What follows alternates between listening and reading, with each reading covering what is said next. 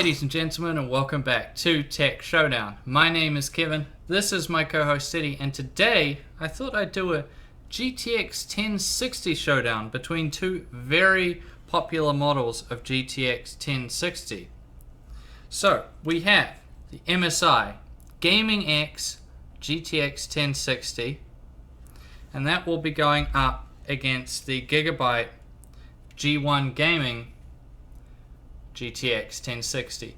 Well, the Gigabyte's quite funny because they have quite a few different types, so it can be quite confusing. But this one, as you can see, it has that sort of quite a long cooler on it, as opposed to there's a WindForce version which has a bit of a shorter cooler. So let's jump right in then with the GPUs. So obviously these guys have the same GPU, the 16nm GP106 Pascal GPU, which comes with 1280 CUDA cores. Now clock speeds wise, so I was running these guys in their out of the box setup. So most people, the vast majority of people that buy these graphics cards will just take them straight out of the box, put them into their rig, and then just run them at the speeds they come with. So I'm not going to be putting them into the OC mode or anything like that. There's going to be no overclocking. This is just straight how you get them out of the box. So that being said, the MSI Gaming X didn't go up as high as I thought it would. Maybe it was just this one I got. But it went up to 1974 megahertz. That definitely isn't slow, hitting nearly 2000 megahertz. But yeah, I thought it would be a little bit higher than the Gigabyte in all actuality. But the Gigabyte is a pretty good job. It comes in at 1987. It's only a little bit more. But yeah, I honestly thought the MSI would be coming in with a higher clock speed. Now, let's talk about TDP then. So both of these guys are coming with a 120 watt TDP. Pretty low there. I don't think anyone would really complain about that. It's pretty damn low. Now, memory wise, they're coming with the same memory also. 6 gigabytes of GDDR5 memory at 8000 megahertz on a 192-bit bus. Now, a lot of people ask me if they think 6 gigs is enough. For right now, sure, it's plenty, especially for 1080p gamers. Will you run out in the future? Maybe one day, but honestly, I still think it's a very solid amount for right now. Definitely a lot more solid than many graphics cards which run 4 gigabytes, or in fact with the 1060, the 3 gigabyte model.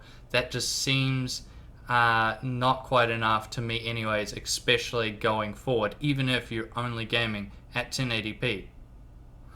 So with all that being said, let's talk about the coolers now. We'll start with the MSI. So this is coming with the Twin Frozer 6 cooler.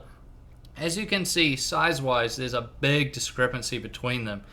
You can do all the efficiency stuff you like with your cooler, but at the end of the day, a bigger cooler is just going to give you lower temps. That's all there is to it. And the MSI is definitely a lot chunkier than the G1 Gaming. So yeah, the Twin Frozer 6 is a beast of a cooler. Big aluminium heat sinks there and heat pipes. These huge fans on there, the Torx fans. These work very nicely. Both of these cars have their zero decibel technology, which means the fans will turn off when they're at low temperatures, or when you're browsing the web and doing things like that. So that's really good. And the MSI card's coming with a nice backplate. Moving over to the G1 Gaming, obviously a lot slimmer of a graphics card. The heat sinks on there are not quite as big as on the MSI, and the fans are a lot smaller. So this is what I like to call the WindForce 2X cooler, featuring the G1 fans on there. These fans do a good job. Gigabyte redid them quite a few years back, and these are the ones that they've used ever since, compared to the old WindForce ones they used to use. This is also quite good. You get a nice Gigabyte backplate there. Always good to see. They both have RGB lighting on the side also.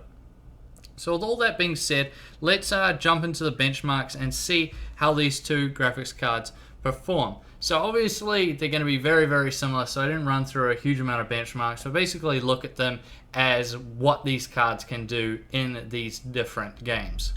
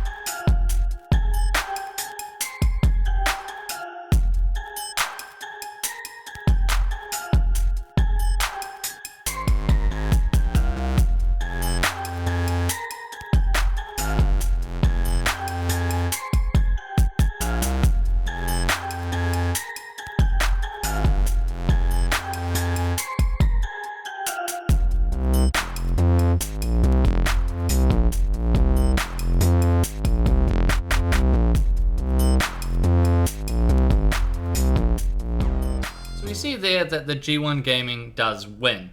Makes sense. It has a slightly higher clock speed, and that allows it to edge it out. But it's within the margin of error, and it's nothing to make you buy one graphics card over the other. This is just showing you what sort of performance you can expect with these cards in those games at those resolutions. Now, they were run on their highest presets also, and not all of you will want to run the game on the ultra preset. You'll drop it down to very high or high, and of course the FPS will go up from there. So if you're looking at those frames and thinking they're a little bit low, yeah, if you're going to be buying one of these cards to play one of those games, especially something like Ghost Recon Wildlands, you'll probably be wanting to turn those settings down anyway to something like high, and then at 1080p that should get you up and over 60 FPS. The more important thing is heat and noise. So do these cards get hot, and do they put out a lot of noise? So this is important for two reasons. One is you don't want a hot noisy card in your rig, even if you're not going to overclock, because it's just going to annoy you and disturb you and turn your room into an oven. Any people that owned reference 290Xs or 290s can attest to that. Now, if you're an overclocker, you also want to know, because thermal headroom is obviously going to be a big deal to a lot of people out there that are wanting to overclock. How much thermal headroom do you have to overclock these graphics cards further? So let's first talk about the temperatures then. So for this, I ran the Untitled Valley benchmark on the Extreme HD preset, and the MSI Gaming X went up to 64 degrees Celsius at 34% fan speed, and the G1 Gaming went to 69 degrees Celsius at 51% fan speed. So we see a big win there for the MSI. 5 degrees cooler, but that's at a vastly lower fan speed. So if you think, if you're an overclocker out there, and you grab this MSI card, that is a lot of headroom. You can run a much more aggressive fan curve. That's an extremely conservative fan curve it has there. You could run a much more aggressive fan curve that'll bring those temperatures down even more, and you'll be able to go absolutely crazy with your overclocking. Those temps and fan speed weren't bad for the G1 Gaming, but it definitely wasn't as good. And that is just purely, I think, due to the fact that this is a much smaller cooler by comparison. Now let's talk about noise then. So were these cards noisy or not? Honestly, I used both of them, and I can't say either was particularly noisy, to be honest. I think both of them were pretty good in terms of noise. I think you'll be able to drown them out with your pair of headphones or turn the volume up, and you won't be able to hear anything. Definitely much better than many other graphics cards out there, especially any reference design 1060.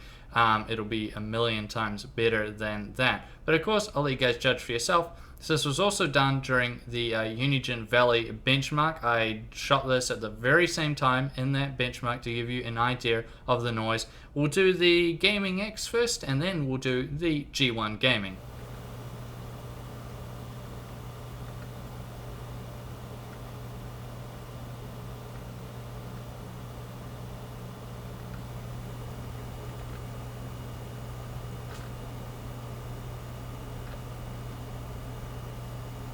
So yeah, you guys can see that noise-wise, there's not that much in it. Well, to me anyways.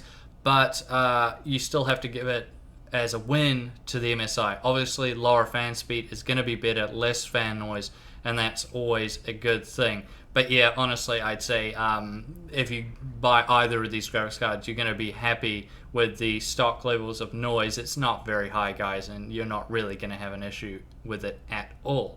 Which brings us now to the conclusion, and which one of these graphics cards do I recommend? So there is a bit of a price discrepancy in New Zealand, which makes it a bit more complicated. So the MSI Gaming X GTX1060 will set you back 549 New Zealand dollars over at Playtech. Whereas the Gigabyte G1 Gaming, on the other hand, will only set you back 479 New Zealand dollars over at Playtech. So that's quite a saving.